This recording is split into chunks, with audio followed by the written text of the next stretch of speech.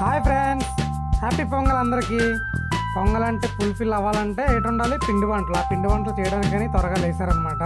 ఈ ఇంత త్వరగా లేవడం కారణం ఏంటంటే మాకు ఒక అల్లరి పిల్ల ఉంది. ఆ పిల్లగాని తెలివేసి ఉన్నది అనుకోండి, ముగ్గురు చేస్తారు పిండి వంటలు. ఆ ముగ్గురిని మీరు తప్పకుండా నేను చేస్తాను పిండి వంటలు అని చేస్తుంది. అప్పుడు పిండి వంటలు అవ్వవు, ఇంకేట అవుతాయి అనమాట. అవి ఒంటి నిండా పిండి రాసుకుంటుంది. అందుకే అది పడుకున్నప్పుడు చేయాలని మొత్తం వీళ్ళు ముందే సెటప్ చేసుకున్నారనమాట. ముందుగా టీ తాగి పని చేయడానికని వీళ్ళు ప్రిపేర్ అవుతున్నారు. ముఖ్యంగా మా ఆవిడ టీ తాగదు అనుకుంటే నా రక్తం తాగద్దు అనమాట. అందుకే టీ తాగండమ్మా ముందు, తర్వాత పని చేయండి అమ్మా అని చెప్పాను. టీ తాగేసాక పని స్టార్ట్ చేస్తారు. జంతికలు, గులాబీ పువ్వులు, సంపంగి పువ్వులు, గురుగురు ఇదిగోండి. ఈ పిల్లగాని లేచిందా ఇంకే పని చేయను అనమాట. అందుకే ఈ పిల్ల పడుకున్నప్పుడు పని చేసేస్తారు అనమాట. ఇవన్నీ వేసాక ఇంకా తుంపాకుండలో, రవ్వండ్లు, మినపప్పుండ్లు అన్నీ వేస్తారంట. మనకి ఏంటంటే ఇవన్నిటిలో మనం చేయి పడితే కానీ నాకు అవ్వనమాట.